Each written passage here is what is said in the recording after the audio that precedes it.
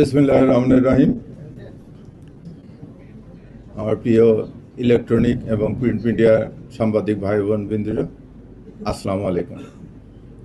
আপনারা সবাই অবগত আছেন যে গত 7ই জানুয়ারি 2026 তারিখ আনুমানিক রাত 8:30 দিকে রাজধানীর পশ্চিম তেজতুরি পাড়াস্থ হোটেল সুপারস্টারের পাশের গলিতে অজ্ঞাতনামা দুর্বৃত্ত কর্তৃক বাংলাদেশ জাতীয়তাবাদী স্বেচ্ছাসেবক দলের ঢাকা মহানগর উত্তরের সাধারণ সম্পাদক মোহাম্মদ আজিজুর রহমান ওরফে মোসাব্বির ও সুফিয়ান মাসুদকে হত্যার উদ্দেশ্যে গুলি করে। ঘটনার পরপরে আহত দুইজনকে চিকিৎসার জন্য নিকটস্থ বিআরবি হাসপাতালে নিয়ে গেলে কর্তব্যরত চিকিৎসক মোহাম্মদ আজিজুর রহমান এলাইস মোসাব্বিরকে মৃত ঘোষণা করেন এবং গুরুতর আহত সুফিয়ান ব্যাপারী এলাইস মাসুদকে উন্নত চিকিৎসার জন্য ঢাকা মেডিকেল কলেজে প্রেরণ করা হয়। উল্লেখ্য যে ঘটনায় নিহতের স্ত্রী বাদী হয়ে অজ্ঞাতনামা 4-5 জনকে আসামি করে তেজগাঁ থানায় 8 তারিখে একটা মামলা দায়ের করে। পরবর্তীতে মামলাটি নিবিড় তদন্তের জন্য ঢাকা মহানগর গোয়েন্দা পুলিশের নিকট হস্তান্তর করা হয়। প্রিয় সাংবাদিক ভাই বোনেরা, আপনারা জানেন যে এই ঘটনাটি একটি আলোড়ন সৃষ্টিকারী ঘটনা ছিল এবং ঘটনার অব্যাহতি পরে আমরা ছায়া তদন্ত করার জন্য ডিবির বেশ কয়েকটি টিম আসামিদের শনাক্ত করা, যেহেতু এটা অজ্ঞাতনামা আসামি ছিল, আসামিদেরকে ওইভাবে কেউ আইডেন্টিফাই করা যাচ্ছিল না, তা আসামিদেরকে শনাক্ত, গ্রেপ্তার এবং হত্যার মোটিভ উদ্দেশ্যে কাজ শুরু করে।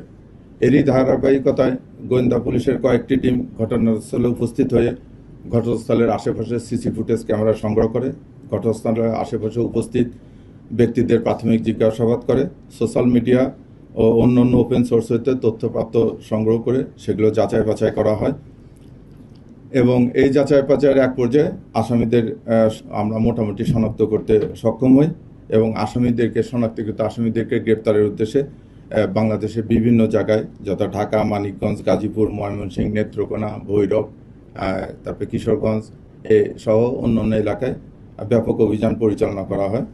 এই অভিযান পরিচালনা করে এই হত্যার সাথে সংশ্লিষ্ট 2 জন শুটারের একজন জিনা পিতা আব্দুর রশিদ, তাকে গ্রেপ্তার করা হয়। ঘটনার মূল সমন্বয়কারী মোহাম্মদ বিল্লাল হোসেন পিতা শহীদুল্লাহ, তাকে গ্রেপ্তার করা হয়।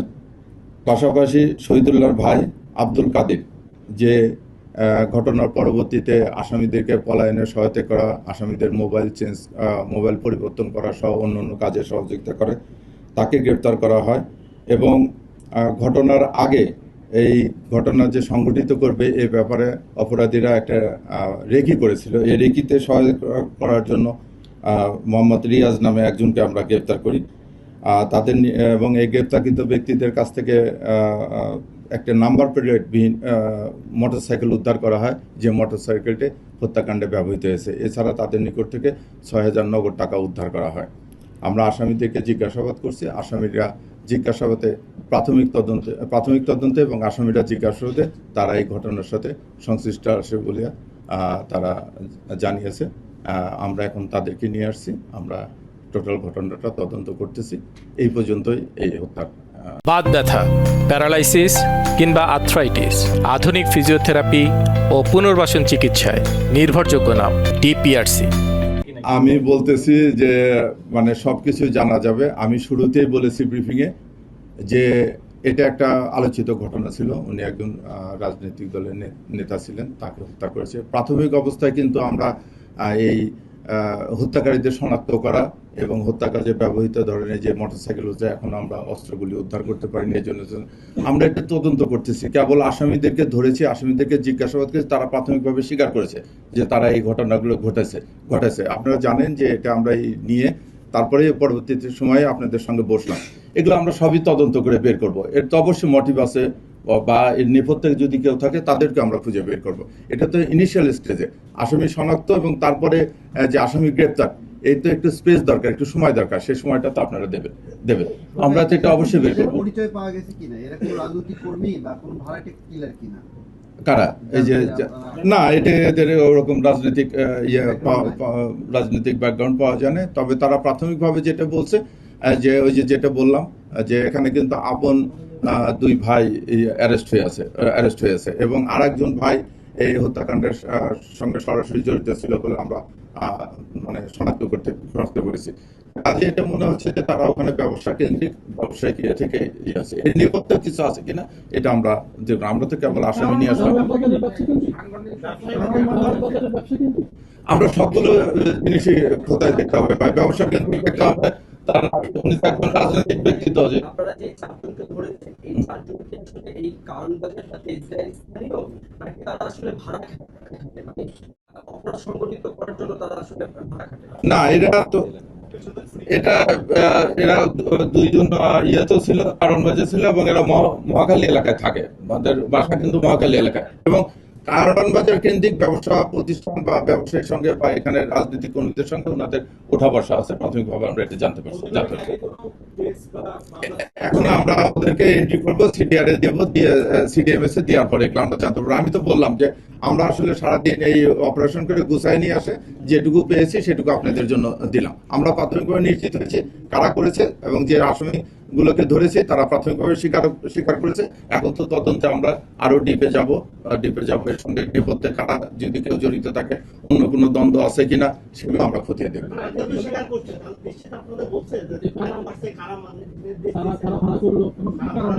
না, তারা ঘটনার সঙ্গে সংশ্লিষ্টতা স্বীকার করেছে। আর একজন আসামি কিন্তু আমরা এখন অ্যারেস্ট করতে পারিনি। সেকেন্ড শুটার যেটা, এটা আপাতত আপনারা সবাই জানেন। শফিক ভাই, জি, নাম পাওয়া গেছে। এটা ওই ইয়ারি ভাই হচ্ছে রহিম, এটা আপনারা জানেন, এটা আপনারা ছবি দেখে সবাই আইডেন্টিফাই করছেন। এবং যে শুটার আমাদের যাতে জিন্নাত ধরা আছে তাকেও তো আপনারা ছবি দেখে আইডেন্টিফাই করছেন। প্লাস এই যে বিল্লালের ছবি আপনারা দেখছেন যে আসছে, সে নামার সঙ্গে সঙ্গে সে জি ওরা তিন ভাই।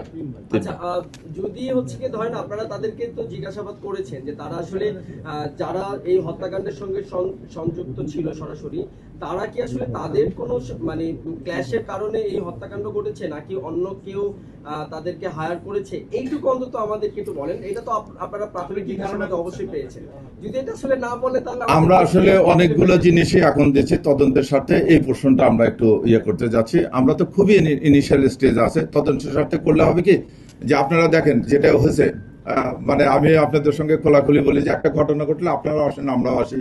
এই যে ছবি টবি যখন ভাইরাল হয়ে যায় তখন কিন্তু তারা হাইড আউটে যাওয়ার জন্য এবং তারা এই যে মোবাইল টোবাইল সমস্ত ডিভাইস ট্যাগ করে তারা একটা হাইড আউটে চলে যায়। তো সবকিছুর পজিটিভ এবং নেগেটিভ, ওই জন্য ওই পোর্শনটা একটু আমাদেরকে সময় দেন, আমরা তো অবশ্যই ওপেন করবো এবং আমরা এই মামলা আমরা খুবই আশাবাদী যে মামলা দ্রুততম সময়ের বিরুদ্ধে আমরা তাদের সবাইকে গ্রেপ্তার করে আইন আওতায় নিয়ে চার্জশিট দেবো, তখন তো সব ঘটনা ওপেন হবে।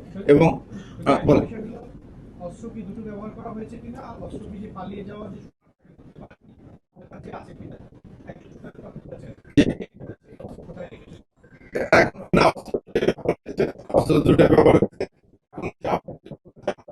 আমি বাবার একই কথা ফর্মে আছি। আমি বলি যে ঘটনার পরে এখানে নিয়ে যে ওখানে সে জেনে যাবে যে পুলিশ তো ঘটনা ও কি করবে, হয় ওই যে আপনারা জানেন যে নিয়ে যে বিলের ভিতরে অস্ত্র ফাঁকা দিচ্ছে। আমি আবারও বলতেছি যে তদন্তের স্বার্থে আমাদেরকে একটু রাখতে দেন। জি, একটা বিষয় একটুখানি যে আপনার যেহেতু আপনি বলছেন মানুষ করছেন না, কিন্তু যে জিনিসটা যে এরা শুট করার পরে তাকে আপনারা ক্যাপচার করেছেন, ধরেছেন, না ওর নিকট আত্মীয় এবং পরিজনদের সেন্টারে তারা চলে গেছে। আমরা শুনেছি যে বিল্লালকে বিদেশ থেকে এক বড় ভাই ফোন করেছে, ফোন করে এই চুক্তিটা দিয়েছে তাকে, এবং সেই চুক্তির পরিমাণ 15 লাখ টাকা এবং পাশাপাশি মামলার যাবতীয় খরচ, এবং সেই 15 লাখ টাকা থেকে 3 লাখ টাকা দিয়ে সে ভাড়া করেছে জিনাতকে। এই তথ্যের সাথে আমরা অনেকগুলো বিষয় খতিয়ে দেখছি, তার ভিতরে আপনার তথ্যটা আছে, এটুকু শুধু বললাম। আন্ডারওয়ার্ল্ডের কোনো কানেকশন আছে? আমি বললাম যে ভাই একটু তদন্ত করে দেন। এটা তো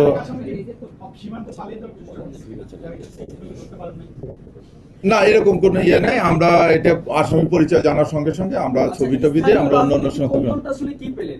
মানে এই হত্যাকাণ্ডের পিছনে স্থানীয় রাজনৈতিক দলটা আসলে কি? এখন এগুলো বিষয় আমরা দেখতেছি। ধরেন আপনারা জানেন যে কিছুদিন আগে উনি একটা ইয়ে করেছিল, মানববন্ধন করেছিল এই চাঁদাবাজির বিরুদ্ধে, সেখানে মারামারি হয়েছিল, সেখানে মামলা হয়েছে, এই জিনিসগুলো আছে। তারপরে উনি একজন উদীয়মান জনপ্রিয় নেতা, উনি একবার ওয়ার্ড কাউন্সিলের ইয়েতে দাঁড়াইছিল।